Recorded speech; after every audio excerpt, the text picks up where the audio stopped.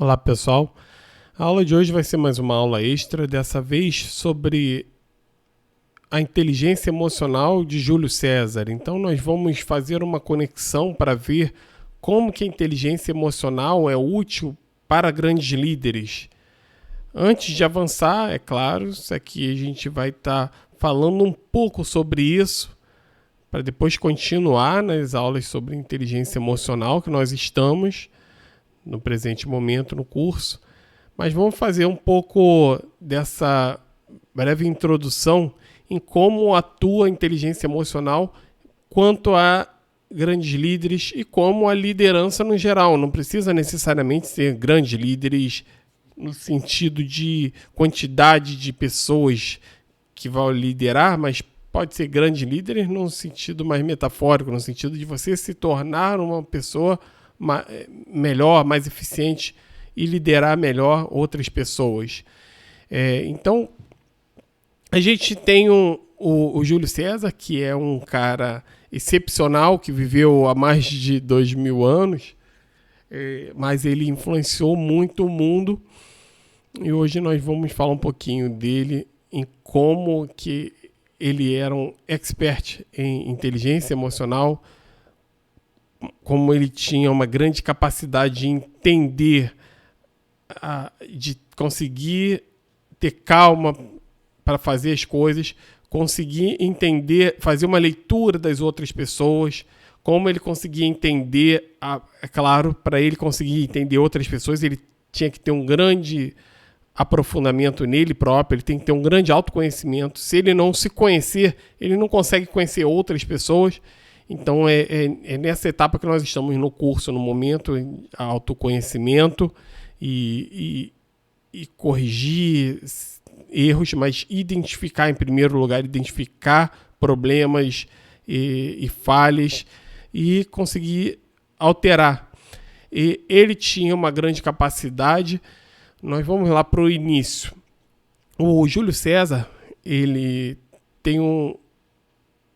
passou por altos e baixos na vida dele, então aí já dá pra gente tirar que ele sempre se reergueu, sempre conseguiu se reerguer, sempre conseguiu.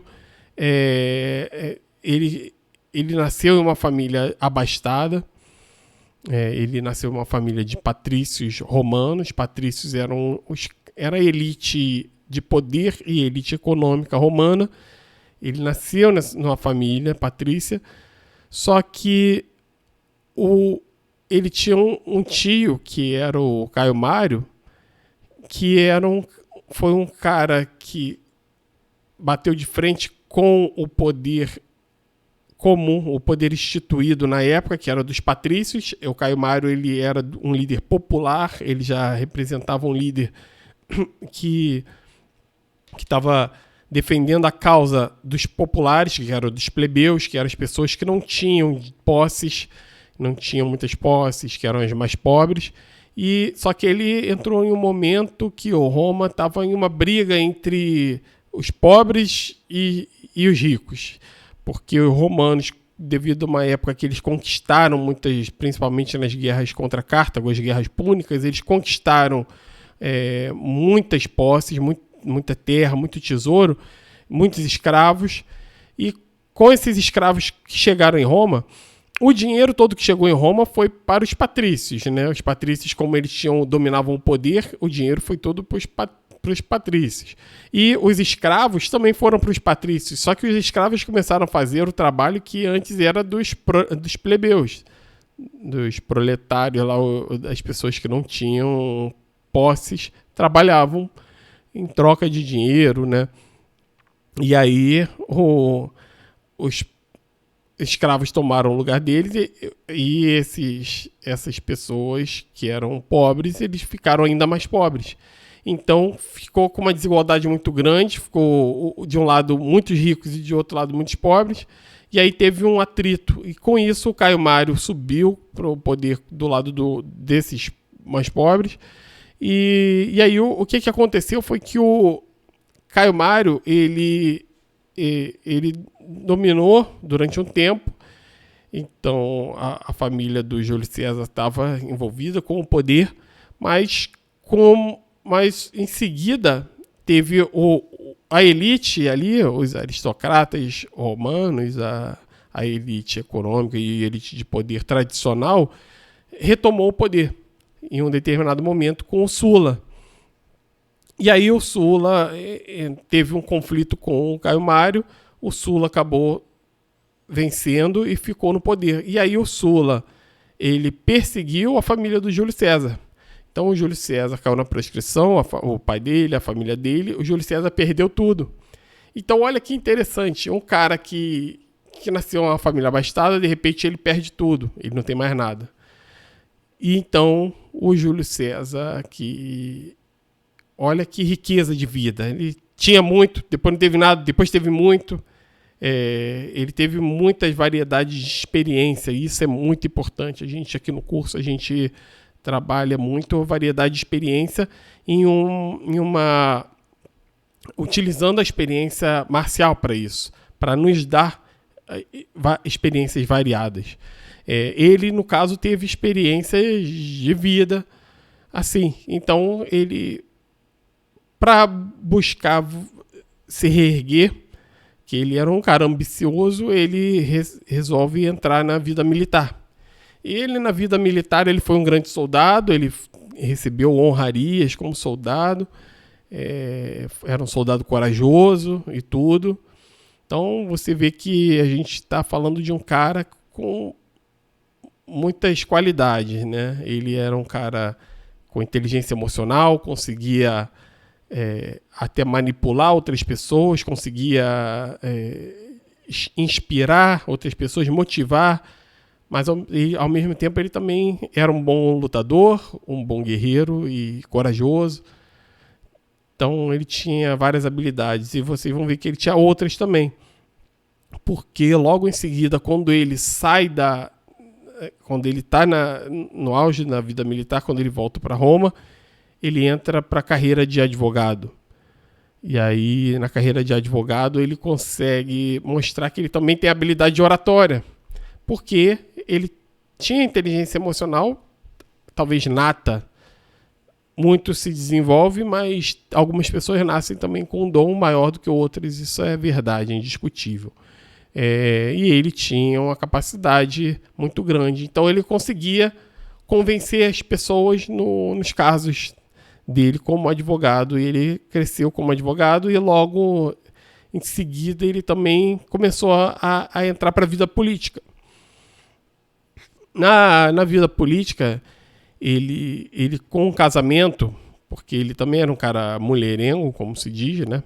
E aí ele consegue casar e consegue um cargo, né, de Pontifex Maximus, né? É um cargo que dá bastante influência para ele.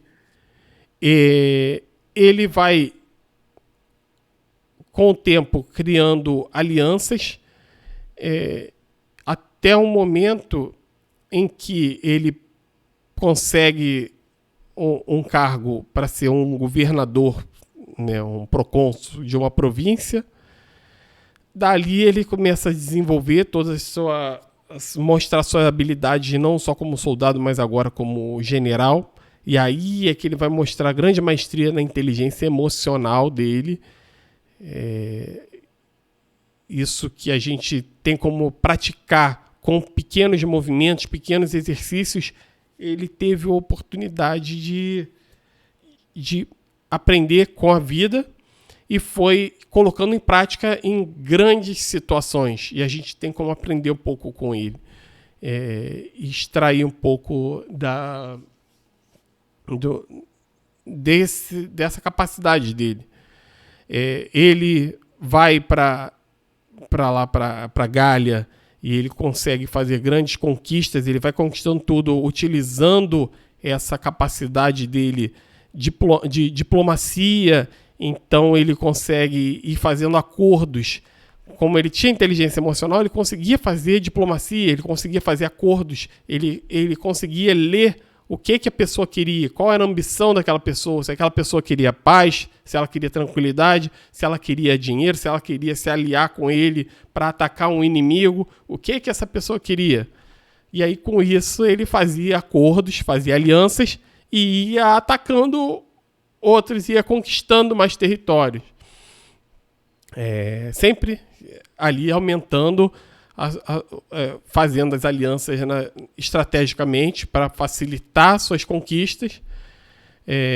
Então, ele vai fazendo esse processo de crescimento e aumentando a sua riqueza, que é uma coisa que ele precisava, porque ele se endividou muito para conseguir esse cargo, para conseguir os cargos políticos dele, e ali ele consegue ganhar dinheiro.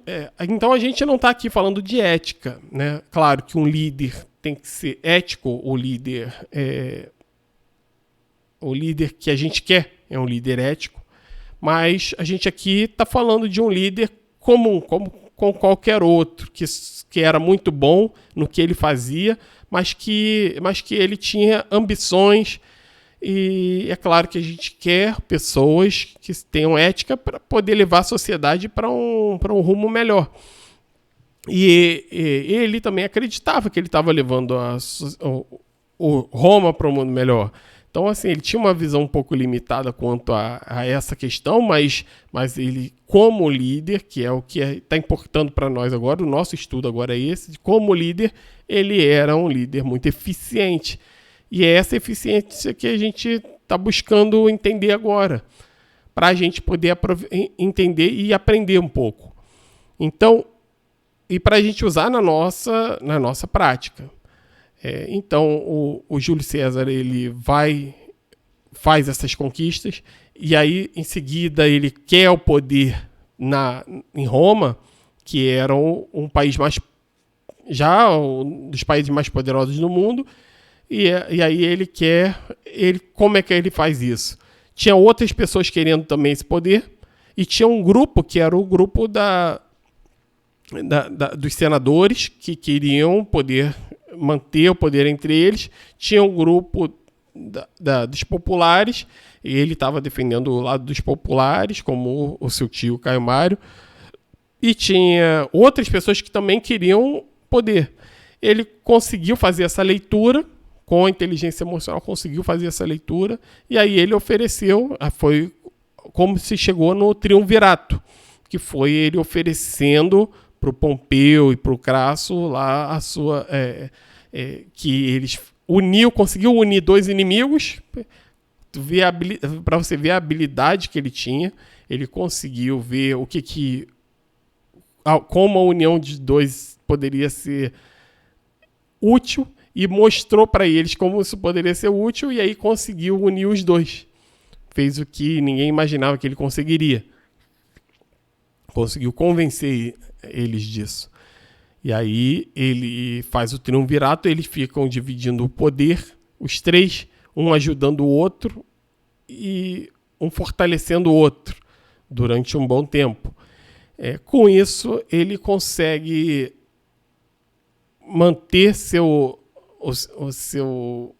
a sua proposta de continuar em busca de mais poder, mais riqueza. E vamos ver agora como é que ele fazia para motivar as tropas, o que a inteligência emocional dele tinha de diferente, qual era o diferencial dele para as outras pessoas. Por que alguns líderes conseguem motivar tropas e outros não conseguem? Isso seja numa empresa, ou seja lá na guerra, ou seja, a gente, na vida, se a gente consegue motivar nossos filhos, isso é muito importante. Essa é a nossa grande guerra, né? Se a gente consegue fazer nossos filhos seguirem um caminho que a gente acha certo, a gente está conseguindo motivar eles para isso? O que a gente pode aprender com esse grande mestre? Então, vou mostrar aqui para vocês. Tá aqui. Inteligência emocional de Júlio César. Então tá aqui, autoconsciência e autogestão. Em primeiro lugar, tá aqui, controle emocional. Ele mantém a calma sob pressão. Manter a calma sob pressão faz com que ele, em algumas situações de guerra, ele consiga pensar no que está acontecendo. Então a gente volta para aquilo lá da psicologia evolucionista, que foi o que eu já trabalhei, já falei em algumas aulas, que é a gente faz um estudo na psicologia evolucionista para entender quais os efeitos de questões como essa, da calma e sob pressão, e quais são as causas e quais são os efeitos. E aí a gente descobre, né, com esses estudos, que a pessoa que consegue manter a calma sob pressão, e a gente, no Shanshen moderno, a gente consegue desenvolver isso, a gente consegue trabalhar isso, e muita gente vai se desenvolver, porque a gente consegue, em algumas práticas mais avançadas, trabalhar um pouco dessa pressão, criar um pouco dessa tensão e para a pessoa desenvolver a calma naquele momento. O que o Júlio César conseguia com isso? Quando ele tinha calma sob pressão, ele conseguia pensar melhor, com mais clareza. Isso fica claro na psicologia evolucionista da seguinte forma: quando o ser humano estava lá na Idade da Pedra, lá, por exemplo, e vinha um leão para atacar ele, o que acontecia? O coração bombeava e o sangue corria para as pernas e para as mãos. Por quê? São os instintos de luta ou fuga. Se era alguém atacando ele ou ia lutar ou ele ia fugir. Então, isso faz com que o cérebro, ele consome muito sangue. Pensar consome muito da nossa energia. Só que o cara que estava lá fugindo do leão, o sangue sai do cérebro e vai para as pernas para fugir. Ou o cara que vai lutar com alguém, o sangue vai, tanto que você sente a mão tremer quando está numa situação de muita tensão, pânico e tudo. A mão treme, a perna treme. As pessoas falam até que ficou de perna bamba, com medo. E aí é isso. Por quê? O que acontece quando a pessoa vai fazer uma prova, um vestibular, e ela estudou durante 3 anos, ou muito mais do que isso, estudou e focou muito nesses 3 anos, e ela chega na hora da prova e ela esquece tudo. Por que a gente fala que deu branco? A gente usa essa expressão. Porque justamente quando a pessoa está nessa situação de tensão, de pressão, o medo faz com que o sangue saia do cérebro e vai para as pernas e para as mãos, que é o instinto de luta ou fuga. E aí ele sai do cérebro, e aí o cérebro não funciona tão bem. Então a pessoa não pensa com tanta clareza. O Júlio César conseguia manter essa calma, e aí ele conseguia ver com clareza onde estão os soldados, qual a distribuição do exército, onde está precisando de mais soldado, onde está precisando reforçar, onde pode tirar a tropa, onde colocar. Ele conseguia pensar em estratégias, ele conseguia pensar, não, agora vamos fazer uma circunvalação aqui nessa cidade para ninguém vir atacar a gente por fora. E ele conseguia fazer isso em situações que a vida dele estava em risco. Então era grande pressão. E isso é controle emocional, isso é inteligência emocional. E isso a gente está desenvolvendo, a gente vai desenvolver na pessoa que a gente está trabalhando. A gente vai desenvolver durante o curso, a gente praticando, a gente consegue desenvolver isso. Então, a gente tem autoconfiança, confiança inabalável em suas habilidades. O que é isso? Autoconfiança. O Júlio César, ele acreditava que ele ia ganhar, ele acreditava que ele ia vencer. Isso é inteligência emocional também. A pessoa está lá, ela sabendo que ela vai ganhar, ela confiante. Muitas vezes ele lutava com uma inferioridade numérica. Muitas vezes ele estava num número muito menor e ele mesmo assim ele ia, porque ele tinha confiança. Ele sabia também que a sua tropa era bem preparada e que ele trabalhava muito a mente dele, o psicológico dele, lá, a motivação dele. Ele sabia que eles não iam recuar. Porque, mais uma vez, ele tinha inteligência emocional para atingir eles no que eles tinham que ouvir para se motivar. Então, a gente vem aqui para empatia e relacionamentos sociais. Compreensão das emoções alheias. Empatia por soldados, aliados e adversários. Então, a compreensão das emoções alheias é isso. Como ele também essa já é inteligência emocional, só que essa já é a parte interpessoal, que vocês já estão desenvolvendo, mas vão aprofundar mais um pouco mais para frente. Essa compreensão fazia com que ele percebesse o que os soldados precisavam, o que os soldados estavam, como eles estavam com fome, eles estavam com sede, eles estavam cansados, e ele ia lá e falava com eles, ele se comunicava com eles. E quanto a adversários, ele sabia o que o adversário estava, se ele estava cansado, se ele estava com medo, ele sabia, ele usava isso nas suas estratégias. Então, a habilidade de influencia e motiva outros. Então, isso também está nos seus relacionamentos sociais, está na sua inteligência emocional. Ele tinha a habilidade de influenciar, ele conseguia influenciar e motivar. Então, aqui a gente vem para a liderança inspiradora. Motivação de equipes, conecta-se emocionalmente e inspira alto moral. Então ele motivava, ao se conectar emocionalmente, isso é inteligência emocional no altíssimo nível.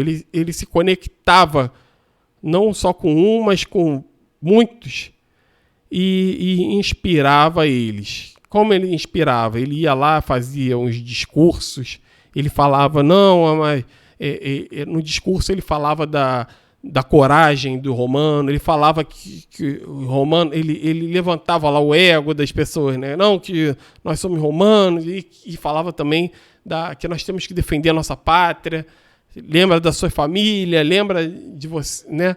Então é diferente do político que nós temos aqui, muitos aqui no Brasil, que chega lá e quer fazer uma conexão com os mais pobres, e ele vai lá e come um pastel na época do período de eleição. O cara é todo almofadinha, mas na época da eleição ele quer comer um pastel do caldo de cana da esquina lá da feirinha. E aí ele faz uma careta horrível quando está comendo aquilo. Isso não cria conexão, né? O Júlio César não, ele comia a mesma comida que os soldados. Ele ia lá e ele fazia piada do pão, ele dizia, esse pão tá horrível, né? E as pessoas iam lá e criavam essa conexão com ele. Então, gestão de conflitos. Navega habilmente por conflitos. O que isso significa? A inteligência emocional dele permitia que ele navegasse habilmente pelos conflitos, que ele conseguisse dissecar os conflitos, saber onde está o problema, quais são as oportunidades, onde que a pessoa tem medo, onde que a pessoa está confiante, e aí ele conseguia ver onde que ele ia atacar, onde que ele precisava se defender. Então isso a gente trabalha nos processos do Shanshai moderno. Diplomacia e persuasão. Negociação eficaz. Lê e responde às emoções em negociações. Então, como é que ele lê para responder às emoções? Ele lê, como é que ele lê as emoções da outra pessoa? Isso é inteligência emocional. Isso ele tinha em alto nível. E a gente tem que desenvolver para a gente fazer uma leitura, para a gente ajudar um aluno ou um paciente, seja na terapia marcial, seja no Shanshai moderno, a gente tem que conseguir ler as emoções dele. A gente tem que desenvolver essa habilidade. E aí, persuasão pública, molda imagem pública e aumenta apoio. O que significa? Ele conseguia ter essa leitura não só de uma pessoa ou outra, ele conseguia ler de público geral. Então, geralmente, se a gente quando consegue trabalhar com um pequeno grupo, a gente consegue trabalhar com um grande grupo, porque as pessoas tendem a ser muito parecidas. Claro, a gente vai ter diferenças se a gente está trabalhando em uma área mais pobre ou se a gente está trabalhando em uma área mais rica, vai ter algumas diferenças. Mas, no geral, um pequeno grupo se comporta de uma forma similar ao do grande grupo. E o Júlio César, ele olhava, ele pensava assim, as pessoas estão pobres, estão sem dinheiro, o que eles querem? As pessoas estão os romanos, eles valorizam a virtude. Então, ele falava nos seus discursos sobre a virtude romana. Exemplos notáveis.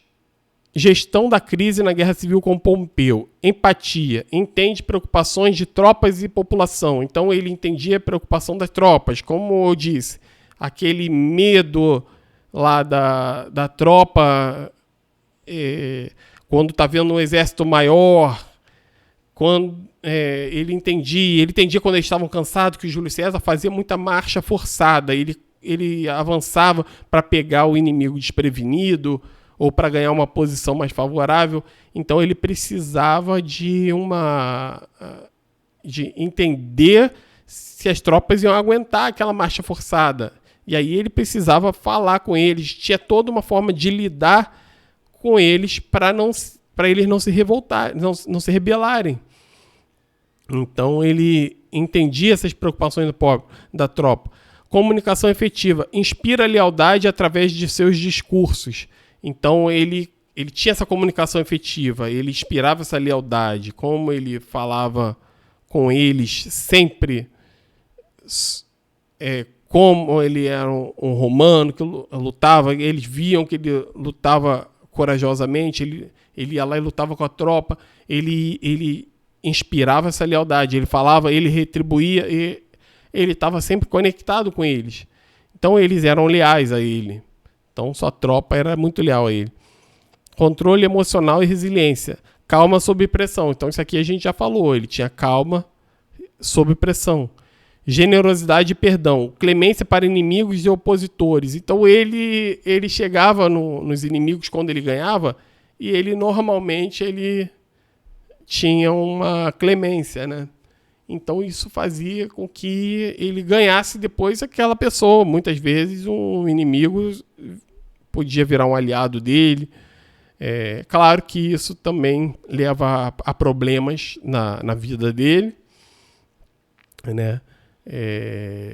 Mas também era uma forma dele ganhar a simpatia de muita gente, não só dos inimigos, mas da resto da população que via e falava assim: nossa, como ele é magnânimo, né?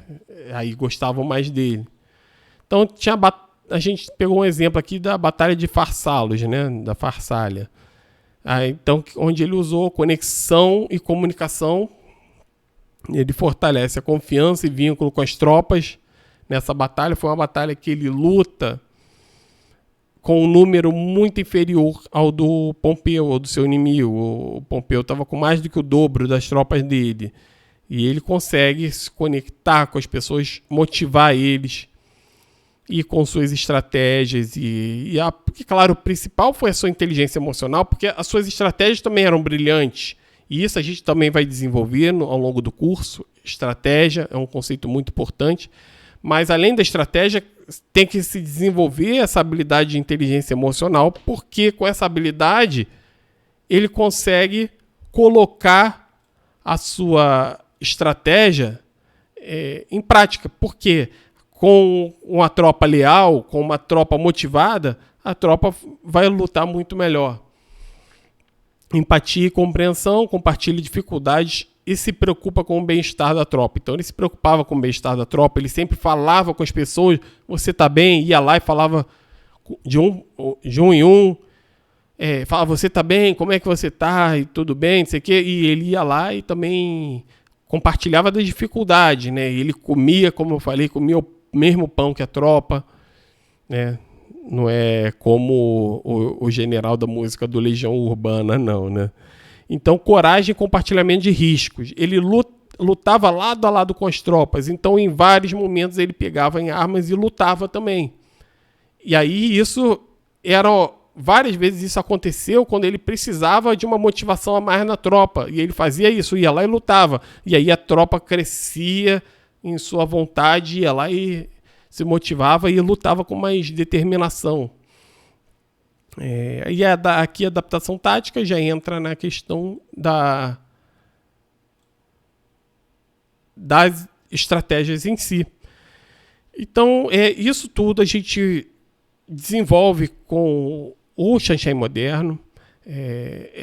é muito importante trabalhar, ver essas questões, por isso que eu sempre falo para ler livros sobre esses grandes líderes, ler um pouco, ter um pouco de conhecimento sobre essas áreas, porque isso vai dar mais sabedoria, vai ajudar a lutar as lutas do dia a dia, né? Vai ajudar a aprender um pouco mais sobre o que fazer com aquela pessoa que a gente está ajudando, a gente ganhar aquela batalha, aquela pequena batalha do dia a dia e a gente aprender mais, a gente crescer.